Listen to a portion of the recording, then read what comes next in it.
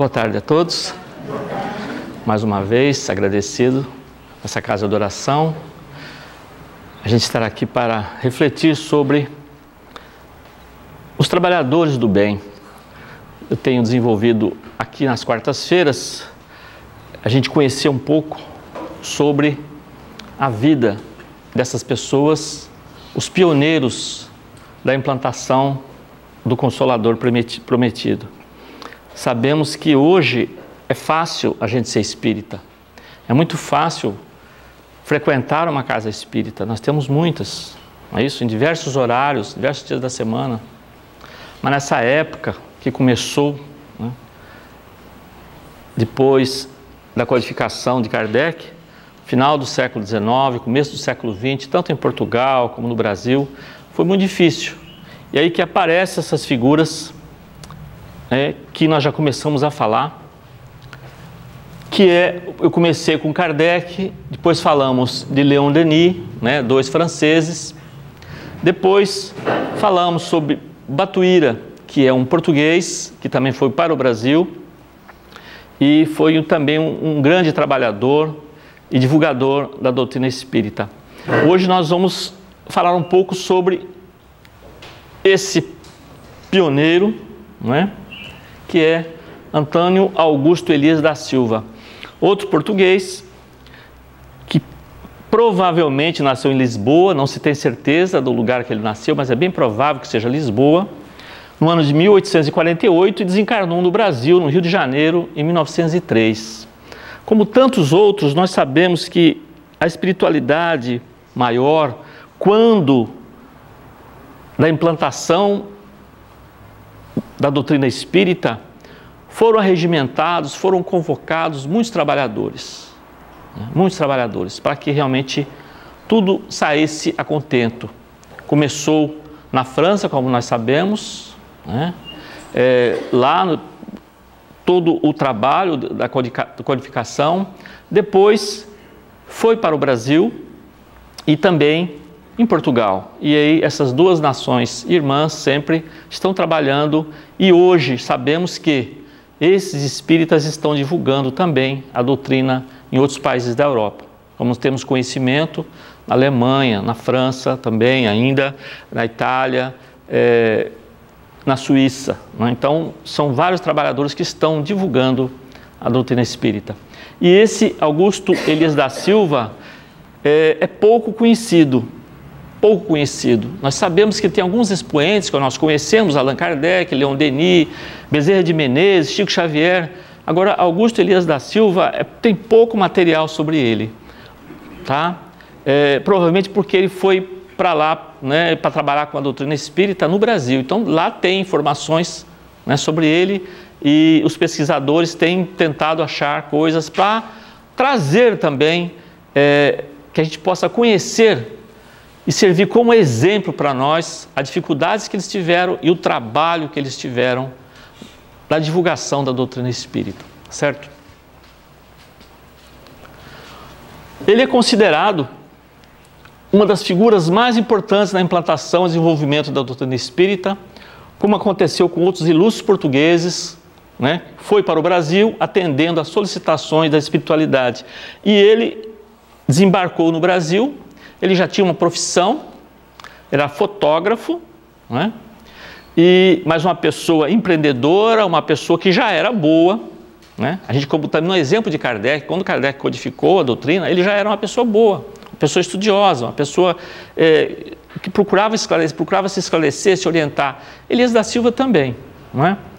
E ele fazia fotos de pessoas, que a gente chamava no Brasil de retratos, fazia as fotos das pessoas, de família, a pessoa vai lá no seu ateliê, montava pai, mãe, avó, filho, montava e tirava uma foto, certo?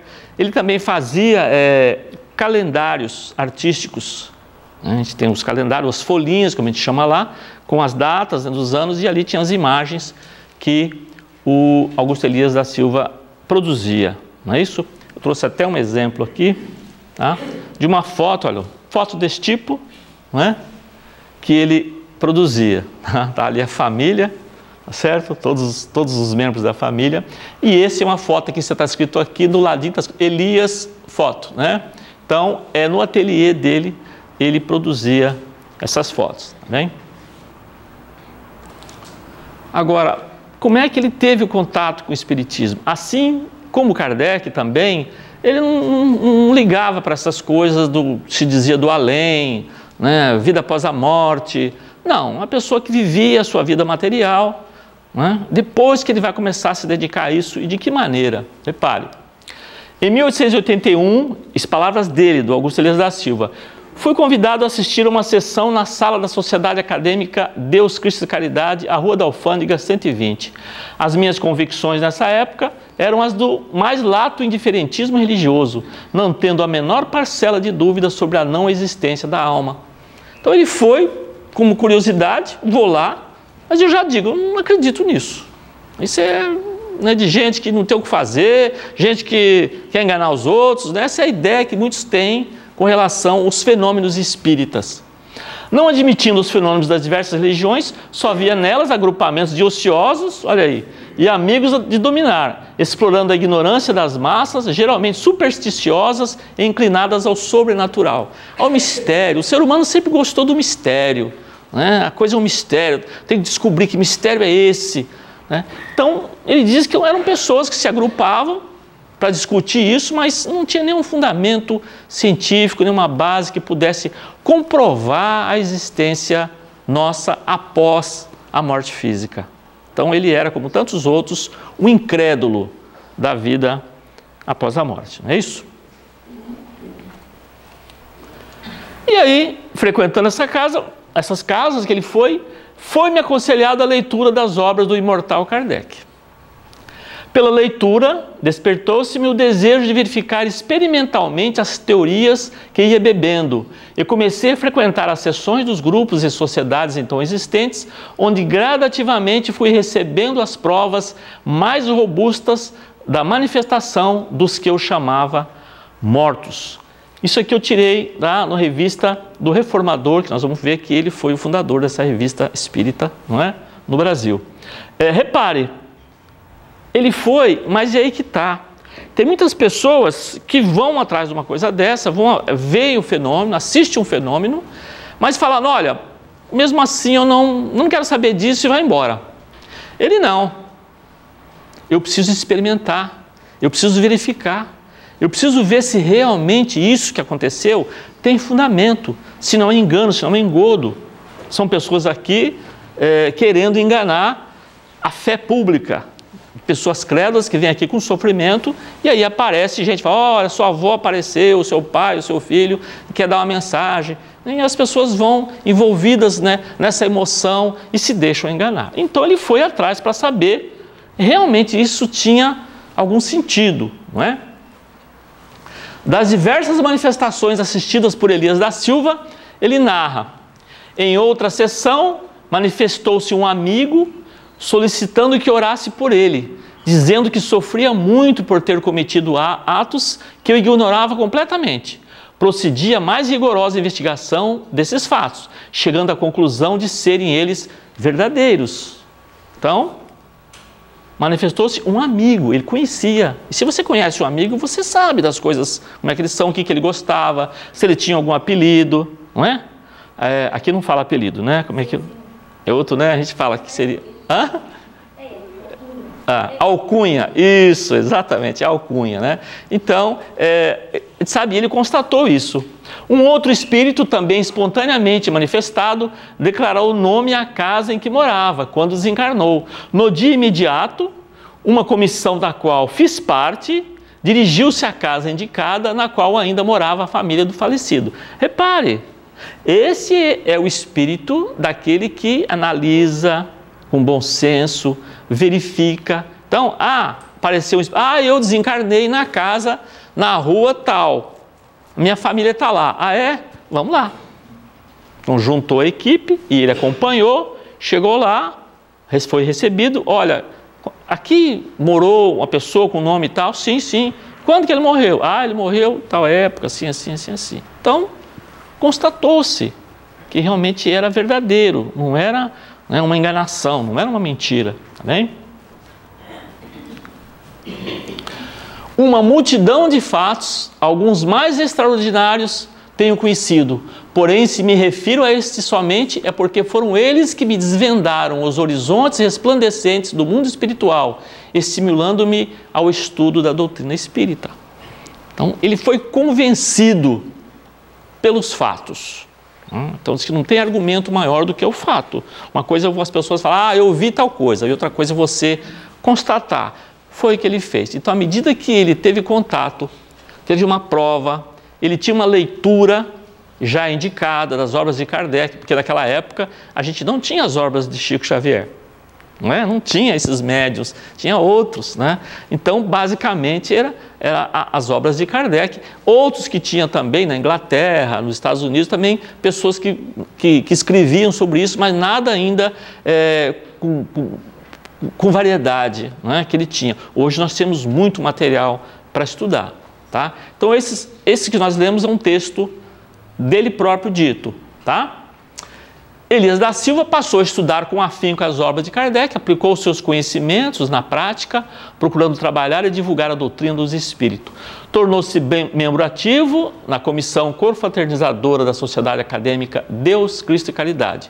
Fundou a seguir o Grupo Espírita Menezes. Essa sociedade muitos benefícios espalhou. Em 1885, fundiu-se a Federação Espírita Brasileira. Então, à medida que, olha só, é muito comum também a gente ter conhecimento de uma doutrina, no caso da doutrina dos espíritos, ir lá assistir, ver a palestra, ver um livro e não muda nada. A gente continua com os mesmos hábitos, né? Continua brigando com a mulher, com o esposo, com o marido, com os filhos, sendo mal educado com as pessoas, impaciente. Então, tudo aquilo que está sendo lido, que está sendo estudado, não serviu para nada. É isso? Não importa a religião que a pessoa tenha, não precisa ser espírita. Ele pode ser de uma igreja evangélica, pode ser católico, né? Então, se ele vai lá na missa e o padre dá uma orientação, faz o seu sermão, e a gente ouve lá o que ele disse e procura melhorar com o que ele disse, ótimo. É isso que tem que ser. Esse é o objetivo. É isso das religiões, que a gente possa mudar internamente. A mudança é uma janela que se abre de dentro para fora. Tá? A gente é estimulado externamente, mas o desejo de melhorar é sempre nosso. Tá bem? Então, diferente da maioria, o Elias, depois que ele conheceu a doutrina, começou a trabalhar pela doutrina. Essa é a diferença. O que eu posso fazer para divulgar, para que mais pessoas possam ter o benefício que essa doutrina está dando para mim, tá certo? Então ele vai e procurou, já montou um grupo e muitos benefícios espalhou, começou a orientar porque as pessoas não sabiam disso, como nós temos hoje, certo? Eu já tive oportunidades como educador, numa sala de aula, às vezes depois que eu terminar uma aula, um jovem, né, de 17 anos, 18 anos, me procura, fala, eu sei que você é espírita, está acontecendo isso aí comigo, o que você acha? Certo? Então você tem que falar alguma coisa, você tem que orientar. A primeira coisa que a gente fala, olha, procure uma casa espírita, que já tem uma estrutura preparada para isso, a gente pode até começar a conversar, mas é bom que você vá a uma casa espírita, lá você vai ser orientado com base, etc, etc. Então ele tinha isso aí, então as pessoas poderiam ser orientadas por essa instituição. Bem? Amparado e incentivado dentro do lar por duas almas boas e valorosas, sua sogra, Dona Maria Baldina da Conceição Batista, e sua esposa, Dona Matilde Elias da Silva, de quem teve um filho também chamado Augusto, ambos espíritas convictos. Elias lançou a revista Reformador em 21 de janeiro de 1883, com os recursos tirados do seu próprio bolso, situando a redação e oficinas em seu ateliê fotográfico, a então Rua da Carioca, 120, segundo andar, onde também residia com sua família. Olha aí, ele já tinha o ateliê dele, que ele fazia fotografia, tá certo? Então ele, com os próprios recursos, com o apoio da sua esposa e da sua sogra, bem, começou a produzir, imprimir essa chamada revista Reformador. Por que ele fez isso? Porque ele percebeu que uma coisa você vem aqui, como nós estamos conversando hoje aqui, vocês vêm aqui, tá certo? Mas nem todo mundo pode chegar a essa casa espírita. Muitas pessoas estão muito retirados, moram muito longe das casas espíritas. Mas se tiver um folheto, se tiver uma revista, um jornal, alguma coisa, ele vai poder se orientar, não é isso? Não foi assim que Paulo de Tarso fez as cartas de Paulo? Para que era? Ele não podia estar em todos os lugares, andando a pé. Né? Imagina, sair de Jerusalém e ir para outro lugar, muito distante. Então as suas cartas, e as pessoas tomavam conhecimento do Evangelho de Jesus através das suas cartas. Então a imprensa, a divulgação, e hoje nós temos muito mais benefícios com as redes sociais, com as palestras que nós podemos assistir, que pessoas que não vêm, dificilmente vêm aqui a Portugal, e nós podemos assistir ou ler uma revista ou um jornal, como foi divulgado, sobre as orientações espíritas. Então ele montou essa revista. E como é que era? Tá aí. Olha só, a primeira revista, então, 21 de janeiro de 1883, era em formato de jornal, era quinzenal, com 4 páginas e aproximadamente 300 exemplares. Esse aí é o tipo, né, que vocês estão vendo, como é que era o Reformador que foi montado. E curioso, essa revista é uma das poucas que até hoje se mantém, não houve interrupção. Parece que foram alguns, porque teve no Brasil, no Rio de Janeiro, uma revolta lá e andaram dando tiro, sabe, confusão no prédio onde estava, né, no lugar onde estava a federação, e se interrompeu por algum período, mas o resto nunca foi interrompido. E ele começou na casa dele, isso aí. Só futuramente depois que isso foi para outro lugar, tá? A princípio foi na sua residência, tá bem? E, pelo que eu li, também, que eu soube, mais ou menos uns 100 exemplares vinham para Portugal. O Elias da Silva mandava para Portugal o Reformador, tá? Mostrando, explicando, né, divulgando o que estava acontecendo lá em relação à doutrina dos espíritos. Tá aí, aparece, não sei se aqui está claro para vocês verem, deixa eu ver a mesa, tá? Aqui você vê, olha, vocês estão vendo o cara, mas está aqui, ó, fundador Augusto Elias da Silva, tá bem? Isso aqui é um reformador em 1983, como é que era a revista, e em 2017 está aqui, né, como é que hoje é o layout dessa revista, que continua muito mais, lógico, muito mais volume, com muito mais informações, tá? Da divulgação da doutrina. E Deus, Cristo e Caridade continua com esse lema na revista. Elias da Silva se reunia semanalmente com pessoas que o auxiliavam com a revista Reformador. E na noite de 27 de dezembro de 1883, firmava-se entre os presentes a ideia de fundar-se uma sociedade nova, que aglutinasse os diversos grupos espíritas, com a finalidade de difundir por todos os meios o espiritismo, principalmente pela imprensa e pelo livro. O que acontece? Começaram que a doutrina, os centros espíritas no Brasil, o primeiro centro espírita do Brasil foi na Bahia, tá? Foi lá que foi fundado o primeiro. Depois foi para o Rio de Janeiro, também depois foram Rio de Janeiro, São Paulo, etc. Mas nessa época, mesmo no Rio de Janeiro, tinha alguns grupos espalhados pela cidade. Então tinha um grupo que fazia de uma coisa, outro grupo fazia diferente, outro grupo fazia outro. Dependendo do dirigente, dependendo das pessoas, o espiritismo tomava uma característica. Então a ideia do Augusto Elias da Silva com outros é assim, vamos aglutinar esse povo tudo, vamos reunir num lugar, numa associação, alguma coisa, para que a gente pudesse, não é assim padronizar, mas ter um pensamento sobre realmente o que era a doutrina dos espíritos, para não divagar muito, não ficar muito fora, tá? Porque existem muitas correntes espiritualistas, mas o espiritismo é um só, tá certo?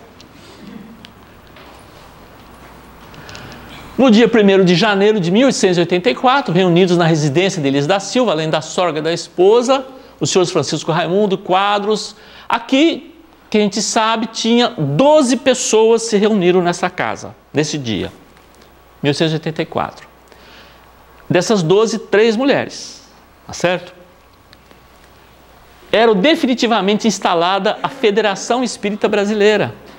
Então essa associação que eles quiseram fazer se transformou na Federação Espírita Brasileira.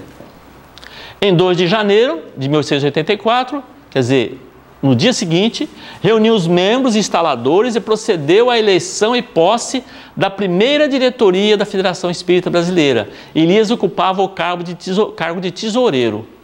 Ele nunca quis ser presidente. Pelo que eu li, pelo que eu vi sobre ele, era uma pessoa muito humilde. Ele não ficava, sabe, ele fazia o trabalho, mas não ficava nos holofotes. Não ficava atrás de fama, de conhecimento, não. Ele fazia o trabalho nos bastidores, sabe? Então ele ficava sempre no apoio e nunca ali na frente, eu vou ser o presidente da federação. Não, tá bem? Então ele foi tesoureiro, mas sempre ligado à federação. Nunca abandonou, até o seu desencarne, o trabalho ligado à federação. Tinha artigos, né, na revista, que ele fazia, inclusive. Pouco tempo depois, Elias da Silva inaugurava a modesta biblioteca espírita, que servia de orientação àqueles que se iniciavam na doutrina dos espíritos. Olha aí, mais um trabalho. Repare, ele tinha o trabalho dele, ele era um profissional, ele tinha o trabalho dele. Ele era fotógrafo, ele tinha que fazer Então, mas durante a noite, não é isso? Ele se dedicava. Montou o reformador com o próprio custo dele, né, o seu gasto pessoal, depois montou o grupo para orientar as pessoas e depois auxiliou as pessoas para montar a Federação Espírita Brasileira e biblioteca, para que mais pessoas pudessem ter contato com a doutrina dos espíritos e estudar realmente como que era essa doutrina e se beneficiar com as informações que ali continham. Bem? O trabalho de Elias e seus companheiros da Ideal foi difícil no decorrer dos anos. Problemas financeiros, questões políticas, problemas com vaidades entre os adeptos da doutrina. Olha aqui, começa, como a gente diz, o trabalho das trevas, não é? As coisas não iam assim ser a maravilha, né? Peraí, nem todo mundo queria que isso acontecesse, é lógico. Nós sempre temos forças antagônicas e isso é na nossa vida pessoal também. Quando a gente pretende fazer uma coisa, tem pessoas que chegam para lá e falam, olha, não faz isso, larga a mão disso. É comum a gente ouvir. Não que a pessoa às vezes esteja mal intencionado, mas quer que a gente mude de direção. A gente tem um intento. Então ali, todo esse trabalho que foi feito, como associação, como a federação, os grupos espíritas são feitos por humanos, todos falíveis, como nós somos, as pessoas começaram a discutir, brigar, né? Queria cada um ter uma opinião melhor que o outro, por vaidades pessoais, começou a ter problema.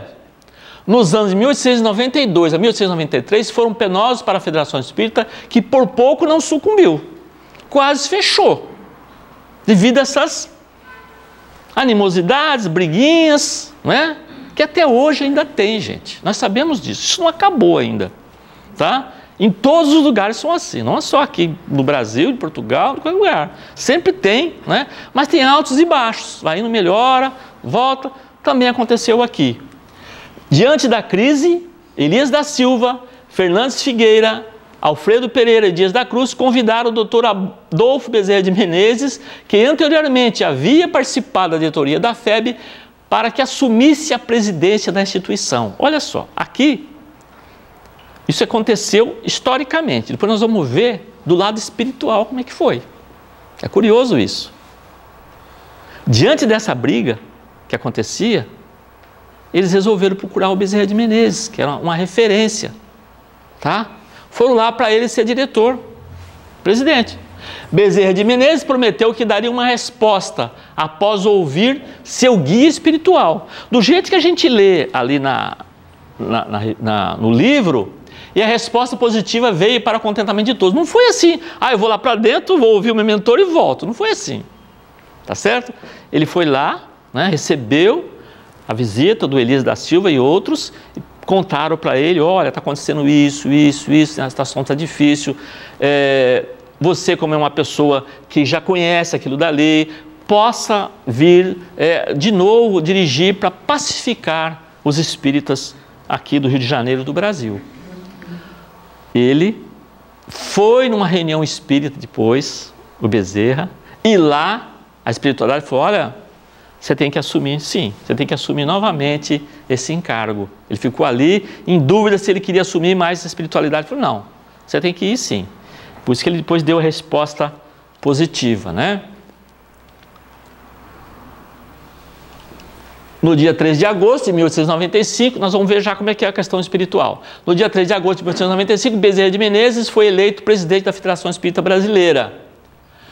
Prontamente estabeleceu Bezerra nova orientação, baseada no Evangelho, aos trabalhadores da sociedade.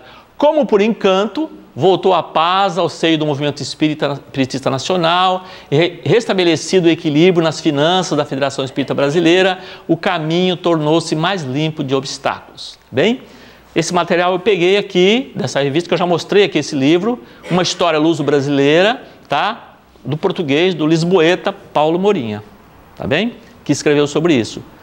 Agora é curioso, então o Bezerra chegando, ele conseguiu pacificar esses movimentos e dar continuidade, estabeleceu a questão financeira da federação com as suas publicações e todo o trabalho educativo que fazia com relação à doutrina, tá bem?